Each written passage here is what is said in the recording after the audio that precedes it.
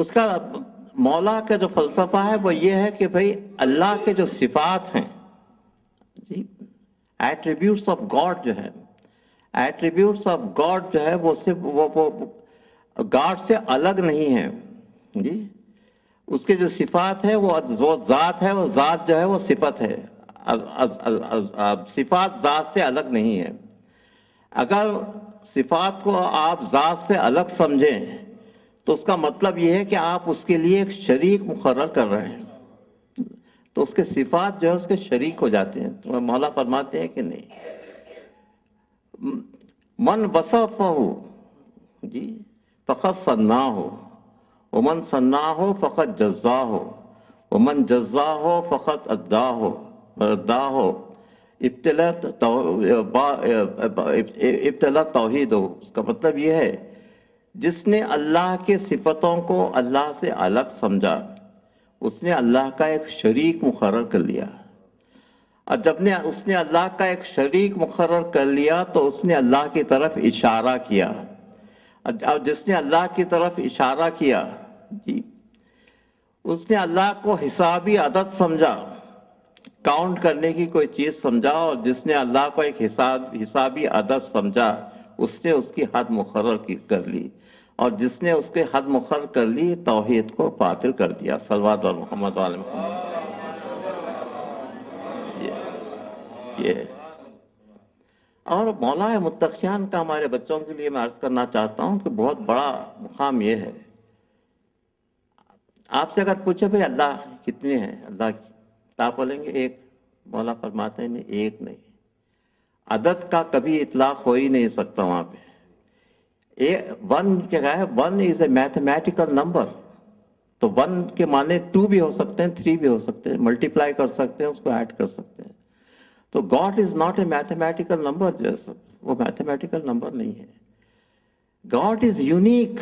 مولا کا تصور یہ ہے کہ گاڈ از یونیک، احد، احد کے معنی جو ہے یونیک، واحد نہیں ہے، قل واللہ واحد نہیں ہے، قل واللہ احد۔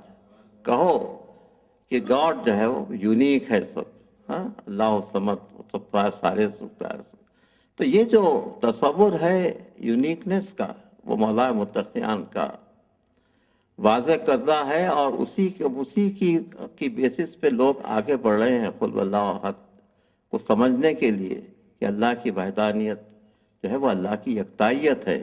تو اللہ جو ہے ایک میتھمیٹیکل نمبر نہیں ہے، لیکن میتھمیٹیکل نمبر ہے، کون ہے؟ اس کی مخلوق جیسے اس کا جو نور اول ہے جی، نور اول کو ہم اول العدد کہتے ہیں۔ صلوات بر محمد و آل محمد۔ اللہ عدد نہیں ہے بلکہ نور اول جو ہے، اول اسی وجہ سے اول جو ہے عدد ہے، اس کو اول العدد کہتے ہیں، کیونکہ وہ ایک بھی ہے، 2 3 4، ایک سے لے کے 12۔ صلوات بر محمد و آل محمد۔ تو میتھمیٹیکل نمبر یہاں آ جاتا ہے خلقت میں، اللہ کے لیے میتھمیٹیکل نمبر نہیں آتا۔ تو یہ کانسیپٹ جو اللہ کی توحید کا اتنا نکھرا ہوا ہے کہ کسی دوسرے مذاہب میں نہیں ہے، میں اس کو اسٹریس کرتا ہوا چلوں، اور اللہ کی یونیکنیس اور اللہ کے ایٹریبیوٹس۔ اب لوگوں نے ہمارے جو بھائی فرقے کے لوگ ہیں انہوں نے اللہ کے صفات کو سمجھنے میں کافی ان کو مشکل ہوئی، اور کافی انہوں نے غلطیاں کی ہیں۔ ان میں 2 فرقے ہیں، ایک تو معتزلہ ہے، جو ہارون رشید، مامون رشید کے زمانے میں وہ لوگ پاور پہ تھے۔ مامون رشید جو نے اپنے مذہب کو معتزلہ کہا تھا اور ڈکلیئر کر دیا تھا۔ تو معتزلہ جو ہے وہ ہر صفت کو اللہ سے بالکل الگ کر دیتے ہیں، تو جب اللہ جب باقی رہ جاتا ہے وہ وداؤٹ اینی ایٹریبیوٹس، سمجھے آپ؟ تو پھر آپ سمجھیں گے کیا اس کے بعد؟ یہ اس کے بعد ایک اشاعرہ جو ہے دوسرا فرقہ ہے۔ ابھی جتنے سنی حضرات ہیں وہ سب اشاعرہ ہیں، معتزلہ تو ختم ہو گئے، ابھی اشاعرہ ہیں۔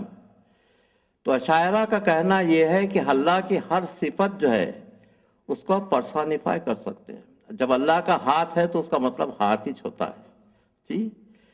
تو اللہ کو انہوں نے بالکل مجسم سمجھا، ایک تو فرقے نے اللہ کے ایٹریبیوٹ سے انکار کر دیا، اور دوسروں نے اللہ کو بالکل مجسم سمجھا، اللہ کا ہاتھ ہے، اللہ کا پیر ہے، اور قیامت کے دن جو ہے اللہ جو ہے وہ آ کے آپ کو دیدار، اللہ کا دیدار ہوگا، اور دعا دی جاتی ہے کہ خدا آپ کو اللہ کا دیدار نصیب کرے۔ جی، وہ جو آنکھوں میں کسی قسم کی حد میں نہیں آ سکتا، آپ کے بصارت کی حد میں کیسا آ سکتا ہے؟ تو اللہ کو آپ دیکھ نہیں سکتے۔ تو یہ ساری جو غلط فہمیاں ہیں، اس وجہ سے ہے کہ امام سے الگ ہو جانے کی وجہ سے سکتا، ورنہ اگر امام کو فالو کرتے تو جتنے غلط فہمیاں اسلام میں پیدا ہو گئی ہیں، وہ کوئی غلط فہمی اس کے بعد باقی نہیں رہتی، امام کو ہم فالو کرتے رہتے۔ تو یہ تو آج کی مجلس سے میں دو اور ایسپیکٹس پر آپ کے سامنے ڈسکس کرنا چاہتا ہوں۔ پہلا ایسپیکٹ بہت ہی اہم ہے۔ تو اللہ کا کی سب میں بڑی صفت کیا ہے؟ اللہ کی صفتوں کی سمری سورہ حشر کی آخری 3 آیتوں میں۔ سورہ حشر پڑھیے آپ۔ سورہ حشر عام طور پہ جمعے کے دن پڑھا جاتا ہے۔ تو هو اللہ الذی لا الہ الا ہوا عالم الغیب والشہادہ وهو الرحمن الرحیم۔ واللہ الذی لا الہ الا ہوا الملک القدوس السلام المؤمن المحیمن العزیز الجبار المتکبر سبحان اللہ عما یصفون هو الذی خالق البارئ والمصور لہ الاسماء الحسنی۔ یہ سورہ حشر کی یہ 3 آیتیں جو اللہ کے جتنے ایٹریبیوٹس ہیں، سارے کے سارے ایٹریبیوٹس اس میں جمع ہو گئے ہیں۔ توحید ذات بھی ہے، توحید صفات بھی ہے۔ 3 قسم کی توحید ہے: توحید ذات، توحید صفات اور توحید افعال۔ یہ سارے کے سارے مقامات اس آیت میں جمع ہو گئے ہیں۔ تو اس آیت پر آپ غور کیجئے تو یہ اللہ کے یہ سارے کے سارے ایٹریبیوٹس جو ہے وہ اللہ کا سے الگ نہیں ہے، بلکہ اللہ اگر حاکم ہے، اللہ اگر مومن ہے، اللہ اگر امن دینے والا ہے تو وہ اللہ کی ذات ہے۔ اس صفت مومن ہونے کی اللہ سے الگ نہیں ہے۔